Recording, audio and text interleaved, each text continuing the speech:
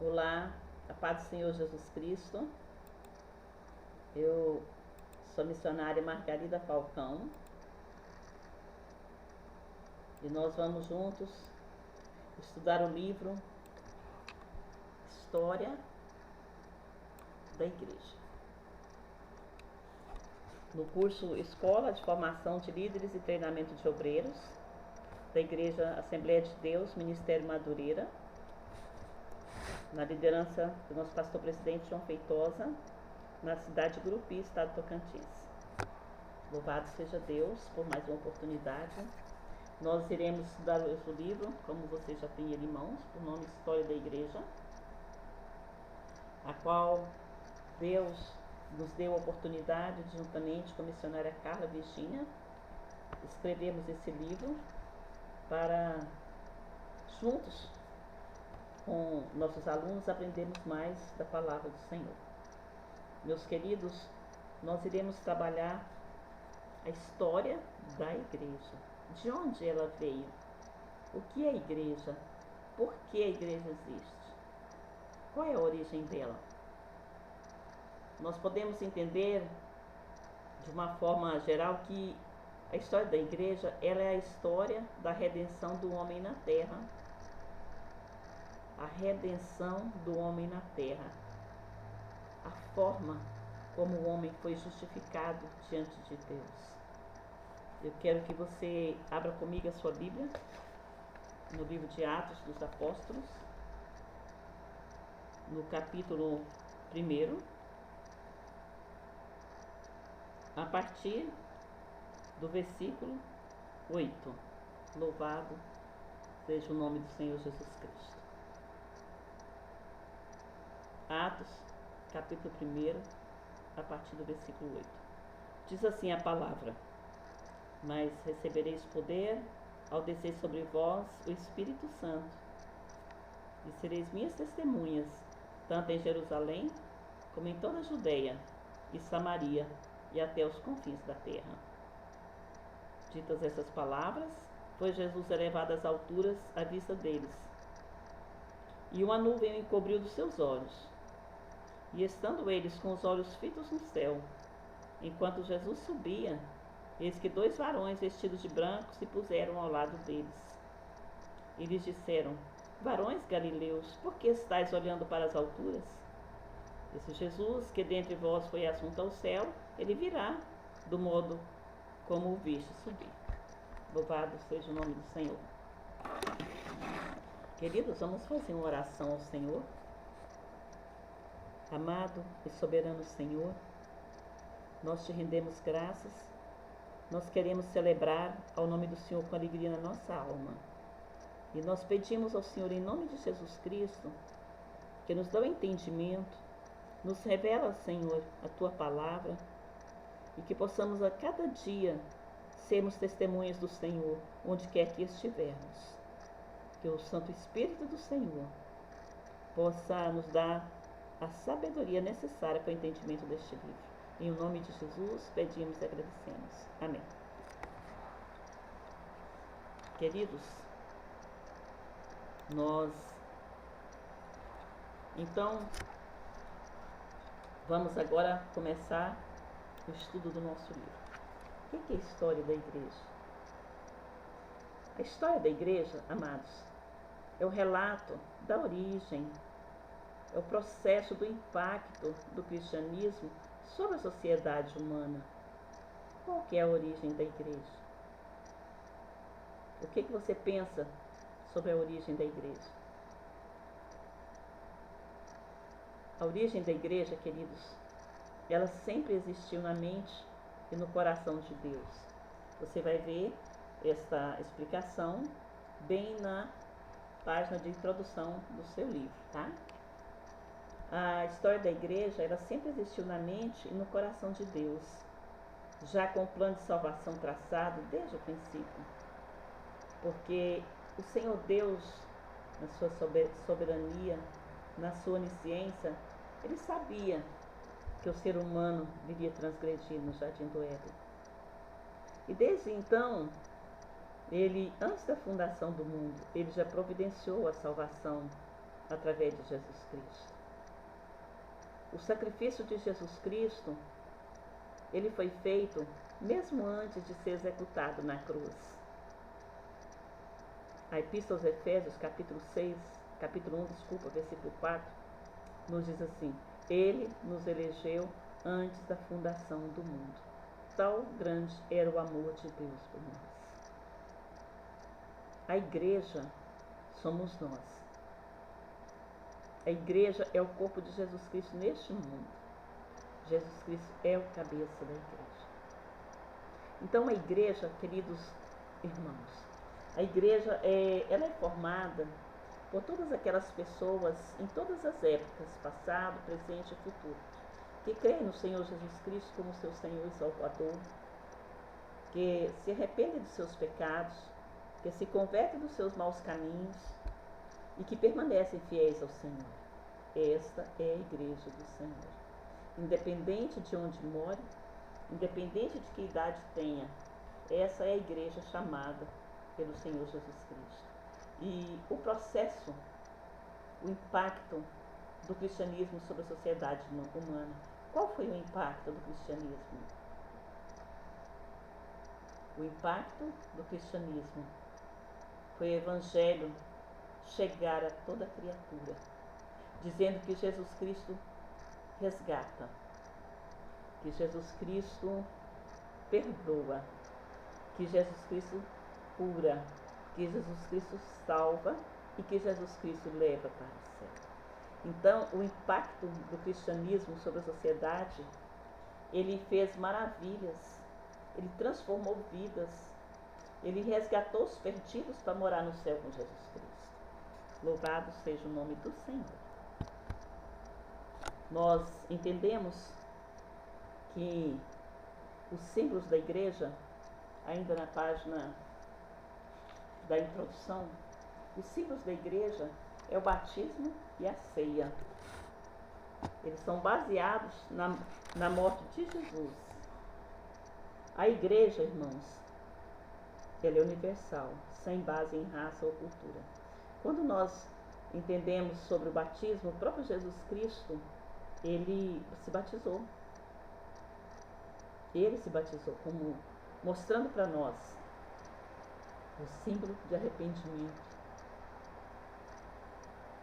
mostrando para nós a necessidade de ser uma nova criatura, através da conversão, do batismo também. E a ceia, nós vimos que poucos dias antes da morte de Jesus Cristo, ele tomou o pão em sua mão, ele tomou o vinho também, e ele disse: isso aqui simboliza o meu corpo, que é morto por vós. E esse aqui, o vinho, simboliza o meu sangue, que é derramado por vós, para perdão de pecados. Fazer isso todas as vezes em memória de mim.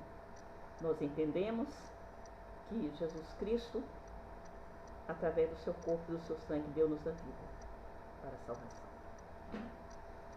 Queridos, a igreja ela é universal. Ela não tem base em raça ou cultura alguma. A origem dela, da igreja, a base dela, o alicerce dela é o Senhor Jesus Cristo, nosso Salvador. Nós vemos aqui que Deus fundou a igreja. Deus fundou a igreja. O projeto foi de Deus. Que Jesus Cristo formou a igreja quando ele veio à terra, quando ele veio, se doou em sacrifício, em morte de cruz para nos salvar. E nós vemos que o Espírito Santo, ele confirmou a igreja no dia de Pentecostes. Vamos ler comigo? Livro de Atos. Pega a sua Bíblia, livro de Atos, capítulo 2, a partir do versículo 1. Louvado seja o nome do Senhor Jesus Cristo. Ao cumprir-se o dia de Pentecostes, estavam todos reunidos no mesmo lugar. E apareceram distribuídas entre eles línguas como de fogo. E pousou uma sobre cada um deles. E todos ficaram cheios do Espírito Santo. E passaram a falar em outras línguas, segundo o Espírito lhes concedia que falasse. Então o Espírito Santo confirmou a igreja no dia de Pentecostes. Vamos agora para a página 18, página 19. Nós vemos que existem os períodos da história geral secular, que é a história da Idade Antiga, da Idade Média, isso na página 19 do seu livro, tá? Você pode acompanhar comigo. Da Idade Média, da Idade Moderna, da Idade Contemporânea. E os 6 períodos da história da Igreja, eles estão correlacionados também com datas da história geral. Na página 20 do seu livro, você vai entender aí o valor de estudar a história da Igreja. Por que estudar a história da Igreja? Para entender o presente, para entender a minha descendência espiritual, para entender o que meus irmãos da Igreja primitiva passaram para que o Evangelho chegasse até mim. Também é necessário estudar a história da Igreja para discernir o plano de Deus para a nossa vida, que é a salvação. Para aprender lições para a nossa vida, reconhecendo a Igreja inteira e apreciando a base do cristianismo também. Os 6 períodos gerais da história da Igreja, você vai ver o primeiro período aí no seu livro, é o período da Igreja perseguida. Tá? Esse período, ele data da ascensão de Cristo, como nós vemos o texto inicial, que o Senhor Jesus Cristo foi assunto ao céu e os anjos chegaram e disseram aos discípulos, da mesma forma que vocês os viram subir, ele voltará. Então começou ali, tá? A contagem do primeiro período da Igreja Apostólica, que foi da ascensão de Cristo, ano 30, até a morte de João, tá? No ano 100, que nós vemos aí no slide. O segundo período foi da Igreja perseguida. Então a primeira foi a Igreja Apostólica, que era a época dos apóstolos. Alguns deles conviveram com Jesus Cristo. O segundo período foi a Igreja perseguida, que datou da morte de João, no ano 100, até o edito de Constantino, no ano 313. E eu quero dizer para vocês que nesse período, como alguns dos demais também, a igreja sofreu grandes perseguições, sofreu muito martírio, sofreu muitas acusações. Quando nós vemos o terceiro período, que é da Igreja Imperial, que se iniciou no edito de Constantino, no ano 313, até a queda de Roma, que aconteceu no ano 476. Vemos o quarto período, que é da Igreja Medieval, que foi da queda de Roma, no ano 476, até a queda de Constantinopla, no ano 1453. E vemos a Igreja Reformada, né, que começou da queda de Constantinopla, que era a capital do Império Romano, em segundo momento, e isso foi até o fim da Guerra dos 30 Anos, no ano de 1648. Que em 1648 iniciou-se a temporada, a fase, a história da Igreja Moderna. Foi do fim da Guerra dos 30 Anos, no 1648, até o presente tempo, o nosso tempo. Vamos então a gente dar uma estudada. Abra seu livro agora na página 20, 25, 26, que nesse primeiro período apostólico, no início da Igreja Apostólica, foi um movimento de caráter mundial, lá em Jerusalém. E isso a partir do dia da festa de Pentecostes. E era uma igreja coordenada, liderada pelos apóstolos, uma igreja abençoada. Era uma igreja, querida, está na página 26, era uma igreja que ela não tinha falta alguma. Era uma igreja poderosa na fé, poderosa no testemunho também. Era uma igreja pura em seu caráter e abundante no amor. Era uma igreja a qual era instrumento de Deus para levar o Evangelho, para através da igreja fazer milagres, fazer curas, fazer maravilhas. E eu pergunto para você, a igreja do Senhor nos dias atuais, que a igreja sou eu, que a igreja é você, que a igreja é todos aqueles que creem em Jesus, ela tem também as mesmas características da igreja primitiva? O que você acha? Pensa um pouquinho e responde. Ou ela tem que melhorar? A igreja primitiva, queridos, ela influenciava as pessoas. Ela influenciava a sociedade. Não se deixava ser influenciada. Eles creram em Jesus Cristo, creram, seguiram Jesus, foram fiéis a Jesus até a morte. E nós hoje, como estamos? Essa igreja primitiva, ela tinha um singular defeito, um único defeito. Professora, qual que era esse defeito? Era a falta do zelo missionário. Era a falta do zelo missionário. Ela se preocupou tanto com ajudar, com servir ali, ser fiel, tudo de bom ela preocupou, mas ela se esqueceu do zelo missionário, de sair para propagar o evangelho a outros lugares, a outras cidades.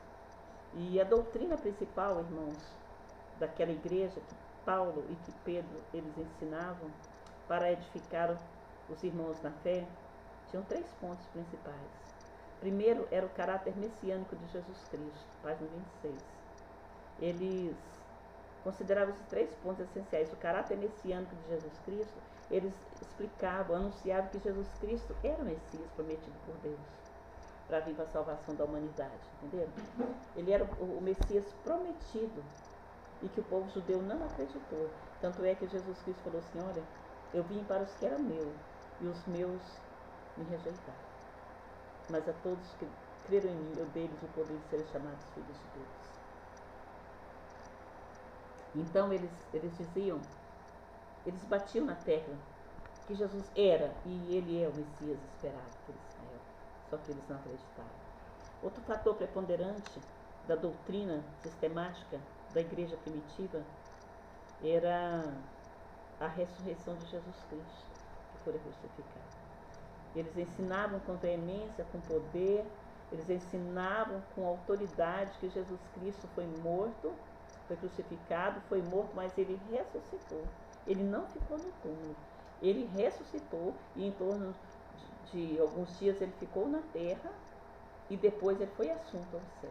Ele ressuscitou. A ressurreição de Jesus Cristo é a base da crença, da fé, de que nós não podemos nos ater às coisas terrenas, de que nós não podemos nos ater aos mortos, mas a Jesus Cristo Senhor e Salvador. E o terceiro ponto da doutrina deles lá era a questão que eles ensinavam sobre a segunda vinda de Jesus.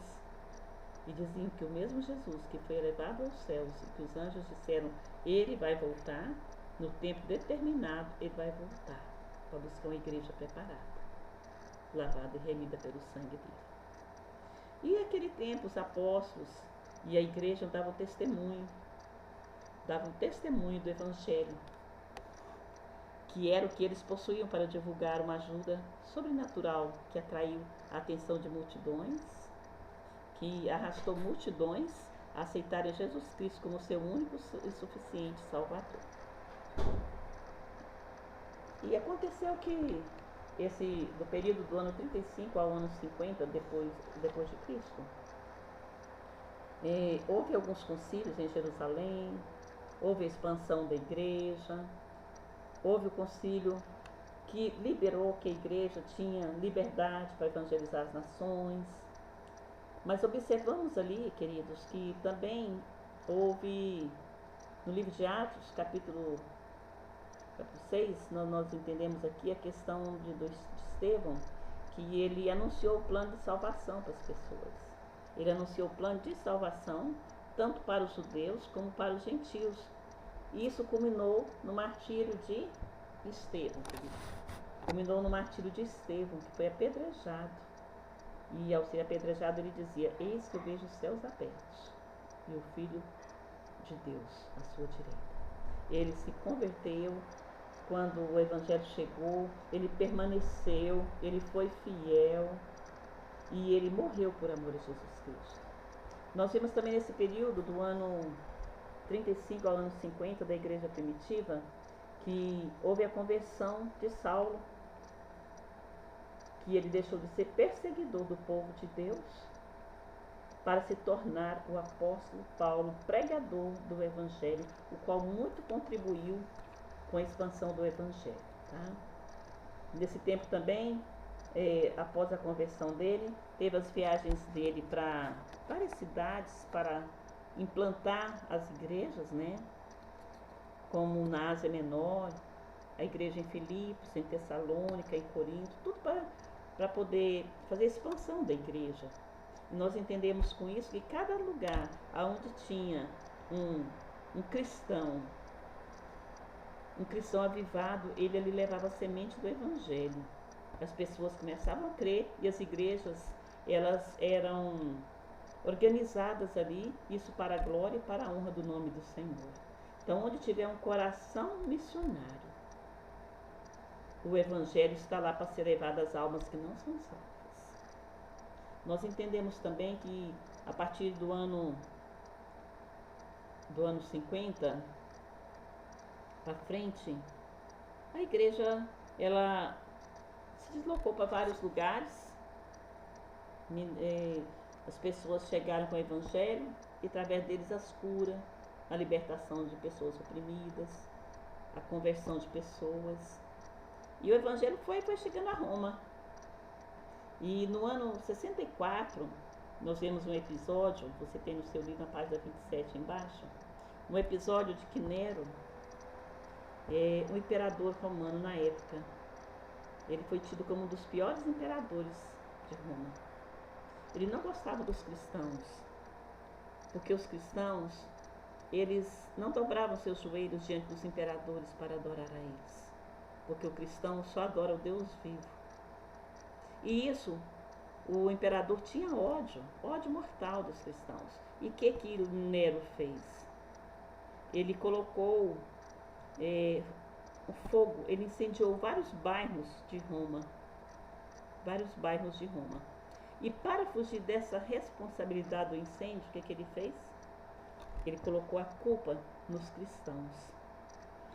E os quais foram torturados, foram mortos, entre os quais o apóstolo Pedro, no ano 67, que foi crucificado, de cabeça para baixo, segundo a história.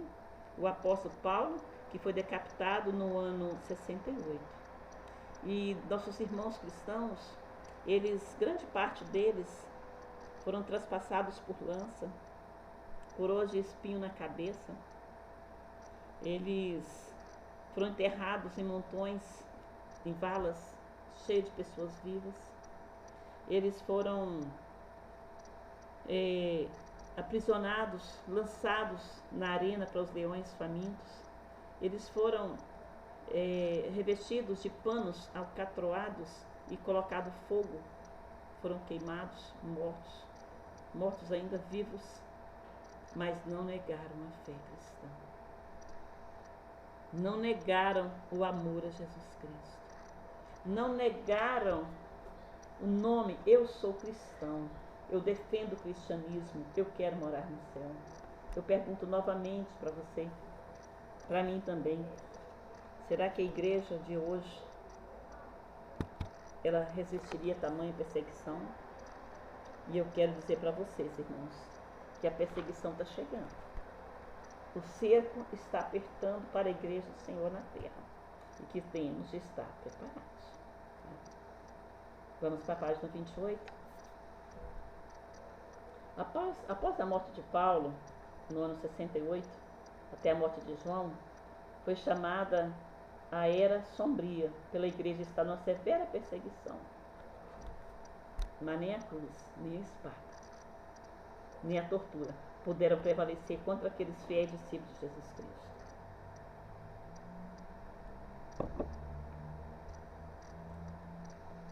Quando vamos para o segundo período da igreja perseguida, da morte de João, ano 100 até o edito de Constantino, ano 313.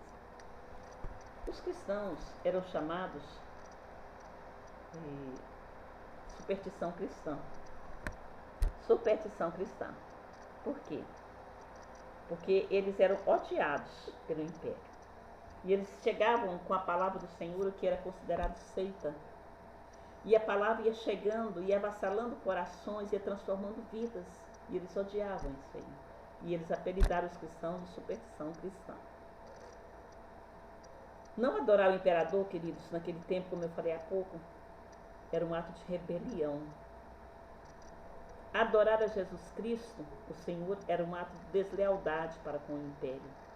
Era um ato de conspiração. Por isso os cristãos eram perseguidos e mortos.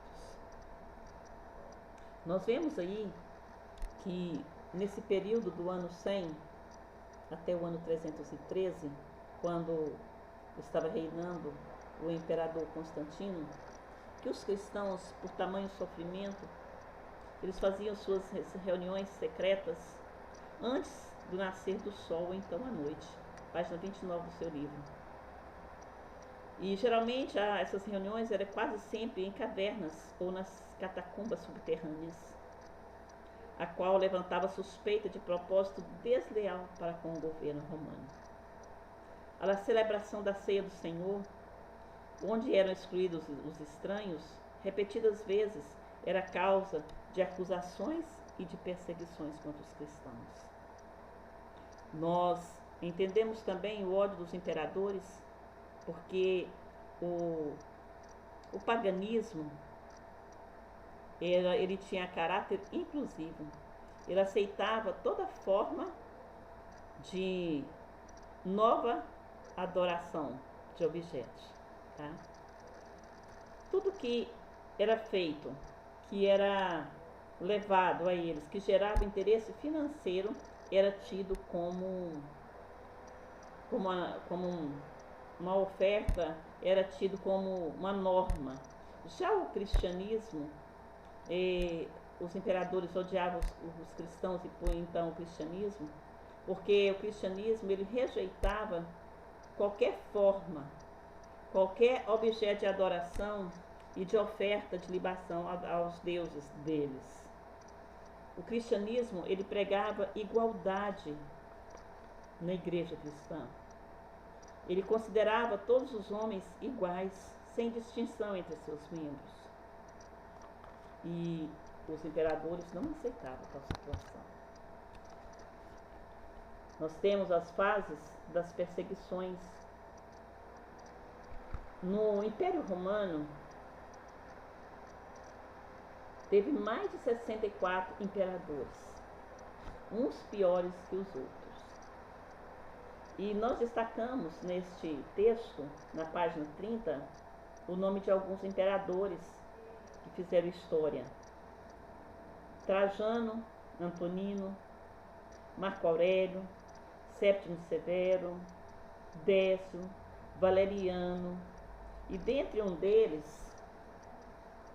que foi o Diocleciano, no ano de 284 a 305, foi considerado um dos piores imperadores, porque ele decretou uma das piores perseguições contra os cristãos.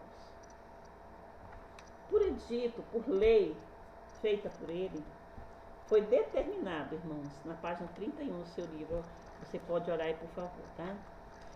Foi determinado por esse imperador que todos os exemplares da Bíblia Sagrada fossem queimados. Aonde encontrasse um exemplar da Bíblia Sagrada, era para ser queimado, e se a pessoa resistisse, era para ser destruída a pessoa. Outro sim, ele ordenou também que todos os templos construídos em metade do século anterior deveria ser destruído também. E também ele exigiu, por decreto, queridos, que todos dali eles fossem e renunciassem ao cristianismo, eles renunciassem à fé. Todos os cristãos, sob pena, eles deveriam renunciar ao cristianismo. E aqueles que não fizessem, eles perderiam a cidadania romana e eles ficariam sem a proteção da lei. E além disso, se eles realmente não obedecessem, irmãos, eles seriam encerrados nos templos, Lá seria jogado álcool, combustível e ateado fogo, e todos ali dentro daquele templo morreriam. Morreriam por amor a Cristo. Eles morreram, muitos irmãos, mas não negaram a fé em Jesus Cristo. Jesus falou assim: quem quiser me seguir, tome a sua cruz e venha. Seguir a Jesus Cristo, eu quero dizer para vocês que é o melhor projeto de vida nesta terra. Vale a pena negar ao mundo, negar ao pecado, negar a hipocrisia, negar aos prazeres terrenos por amor a Jesus Cristo. Porque isso aqui tudo passa, mas o reino dos céus é eterno, irmãos. Vale a pena servir a Jesus Cristo. E continuando ainda nesse período da Igreja Imperial, que foi do Edito de Constantino, no ano 313, até a queda de Roma, no ano 476, nós entendemos aqui que na proximidade do ano 313, praticamente no ano 309, mais ou menos, Constantino, que era um co-imperador, ele assumiu o trono do Império Romano. E ele não era também cristão. Só que ele saiu para uma batalha muito difícil, uma guerra. E ele, segundo a história, ele fez um voto com Deus. Se ele fosse vitorioso naquela batalha, ele iria oficializar o cristianismo como religião do Império Romano. E aconteceu que ele teve a vitória, ele ganhou a guerra.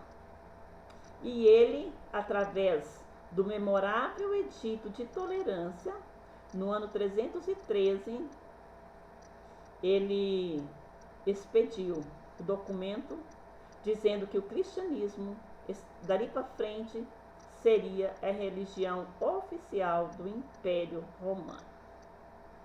E haveria com isso, então, com essa oficialização, a igreja que era perseguida de um lado e o Estado do outro, ela unificou com o Estado. Através desse decreto, dessa lei, houve a unificação, igreja-Estado. E todos passaram a ter liberdade de expressão para pregar o Evangelho, para adorar a Jesus Cristo, para servir ao Senhor. Houve a união, então, da igreja com o Estado. Nessas alturas, os cristãos antes perseguidos, jogados nas arenas, os cristãos que estavam destinados a serem mortos por tudo que era tipo de tormento, eles ficaram livres.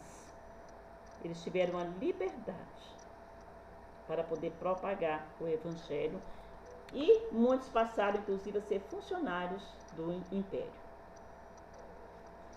Nesse período, queridos, página 31 do seu livro, neste período, houve grandes avanços no campo da organização e da vida da comunidade cristã.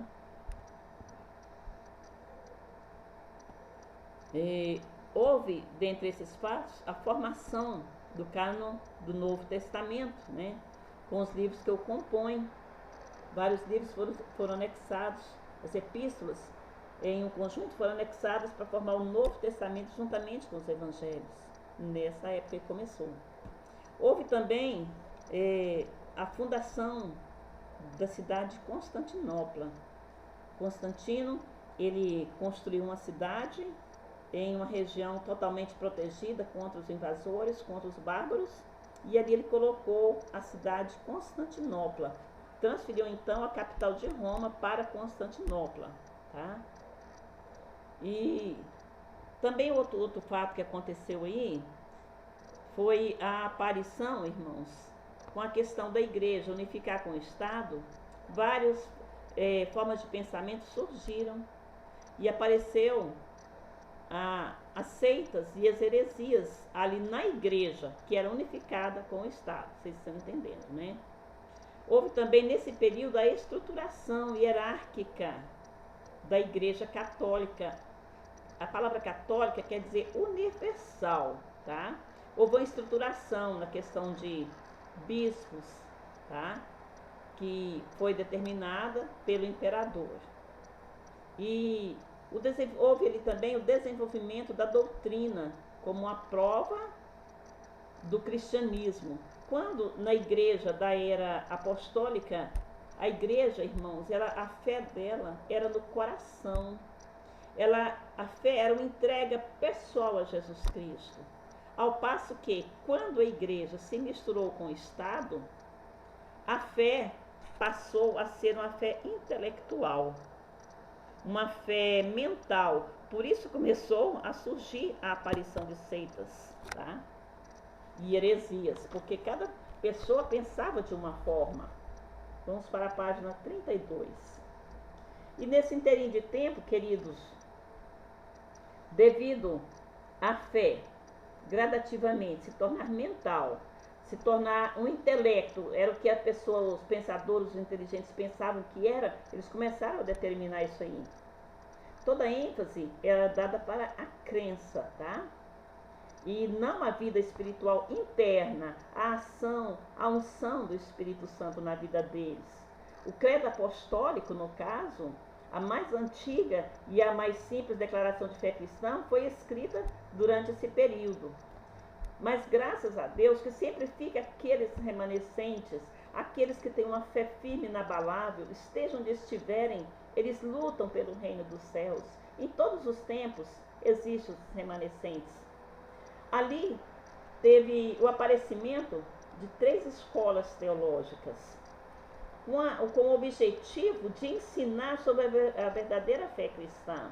Nós vemos o aparecimento da escola teológica, a escola de Alexandria, depois a escola da Ásia Menor e também a escola do norte da África.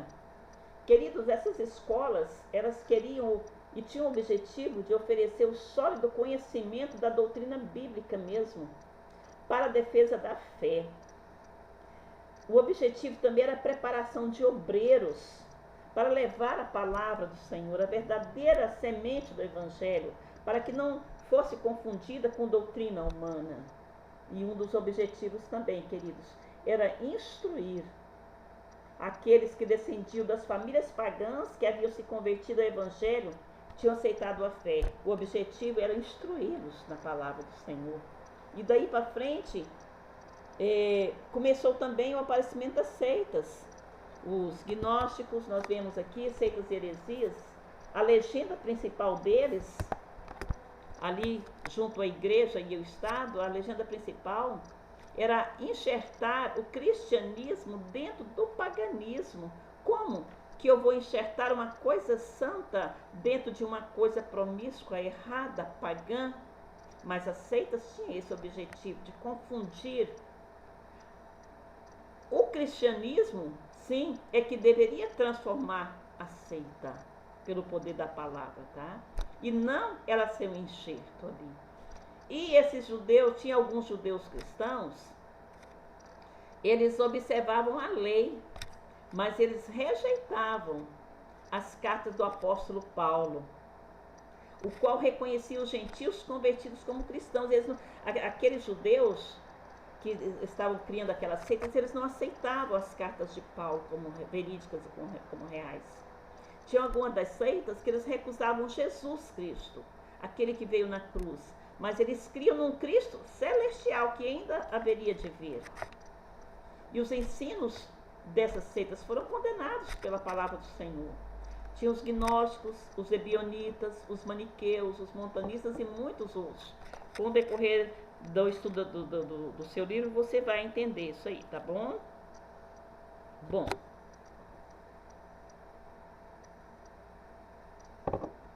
Nós entendemos aí que a vitória do cristianismo, o edito de tolerância, ele colocou fim nas perseguições, né? Contra os cristãos, nós aprendemos isso. Isso trouxe bons resultados para a igreja, mas trouxe maus resultados também, tá? Para a igreja, os bons resultados, está bem aí na página 33, foi o fim da perseguição cristã. Não teve mais perseguição através do edito de Constantino. Outro fator benéfico também foi a reconstrução dos templos. Aqueles que haviam sido destruídos foram novamente restaurados e abertos em toda parte para que as pessoas pudessem ali cultuar o nome do Senhor.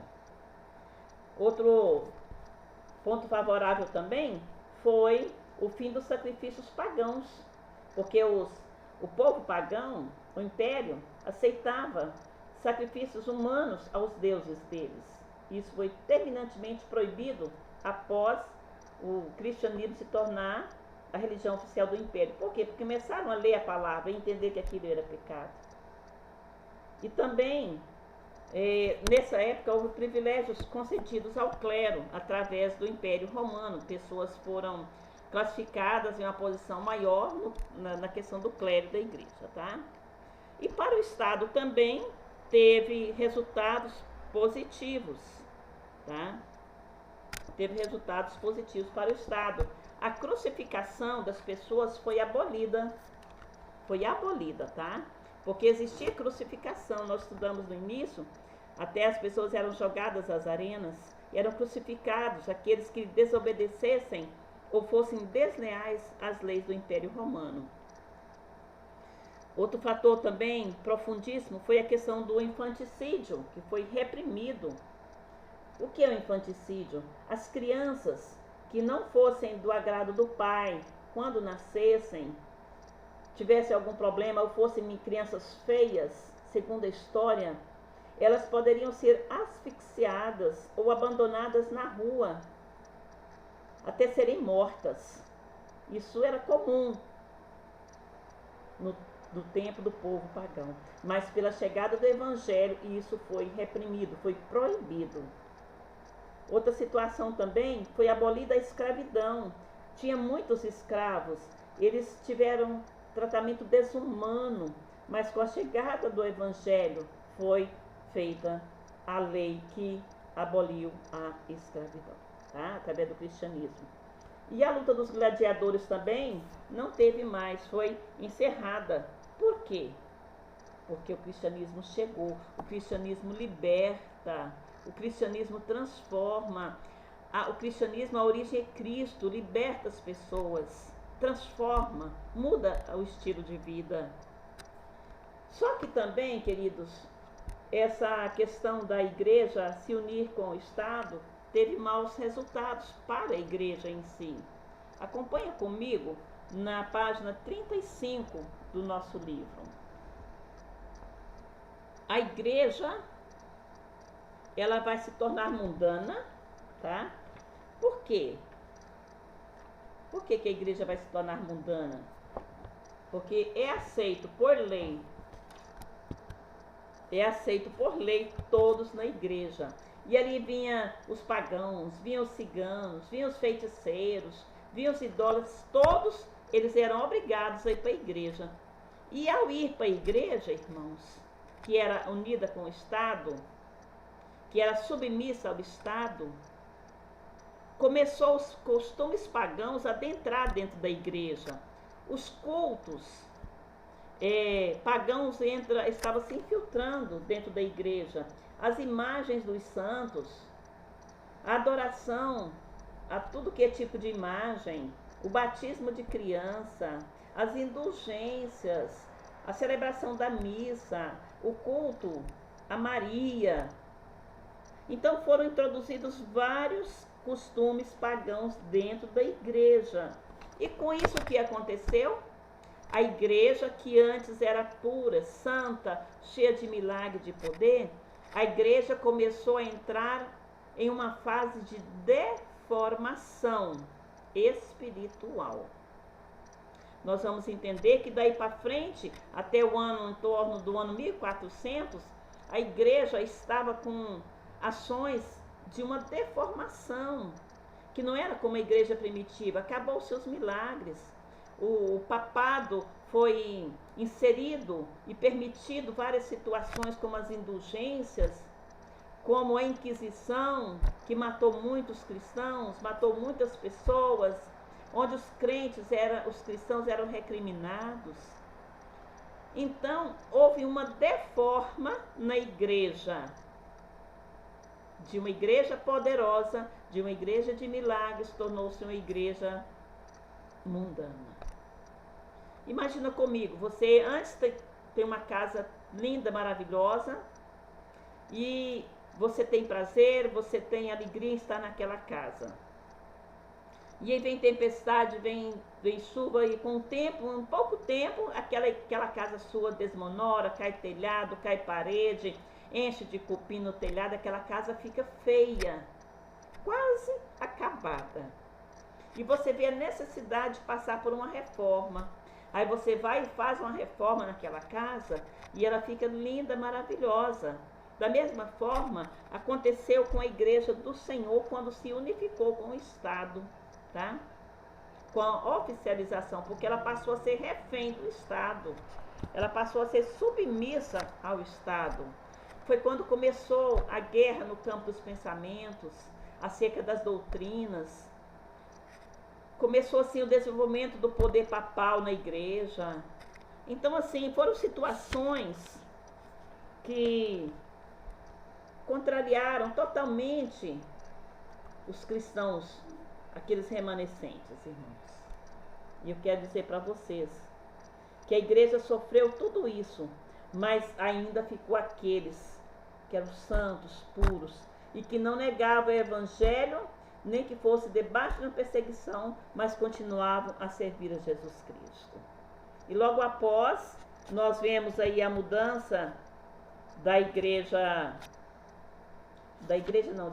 a mudança da igreja da capital de Roma para Constantinopla, né?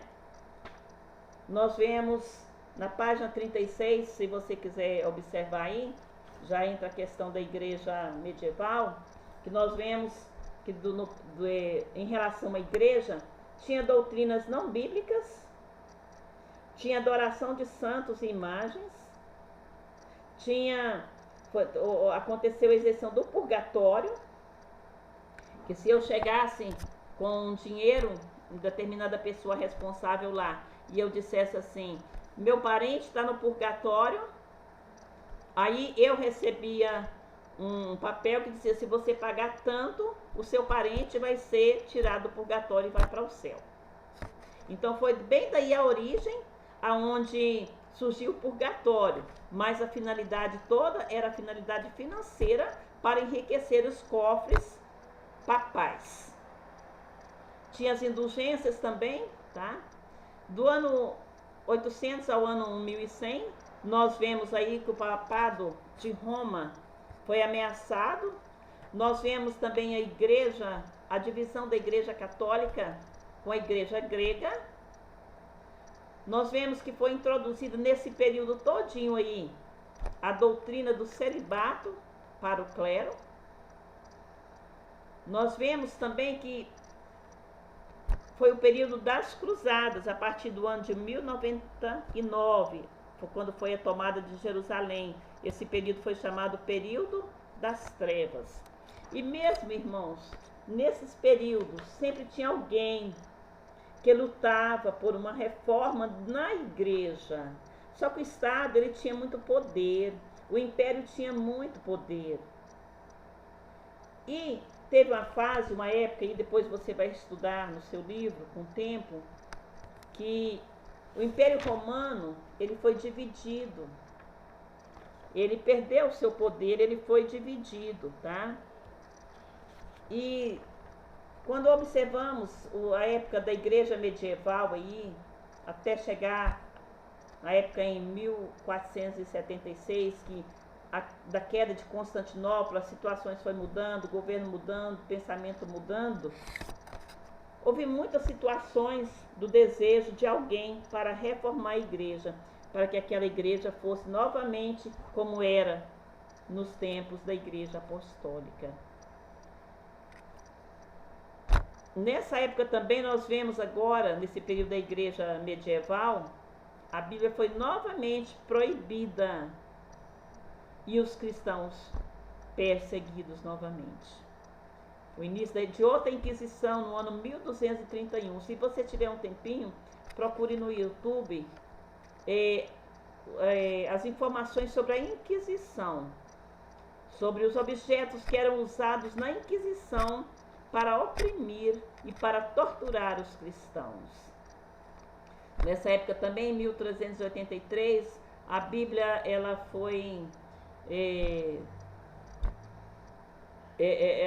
foi transferida para o inglês também. No caso, ela teve uma edição totalmente em inglês. Por quê? Porque as pessoas foram dispersadas para vários lugares e países, e assim ia a palavra do Senhor.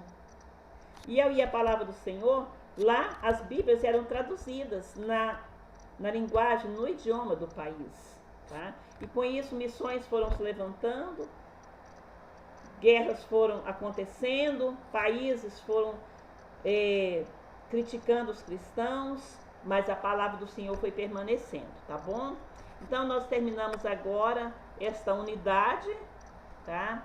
A primeira unidade do nosso livro, e vocês irão estudar para a próxima unidade, próxima aula, no capítulo 1 da próxima unidade, que nos vai falar sobre a história da igreja moderna, que nos vai falar sobre os reavivamentos, que nos vai falar sobre a igreja contemporânea, tá? E a história das Assembleias de Deus no Brasil, no Tocantins e em Gurupi, tá bom?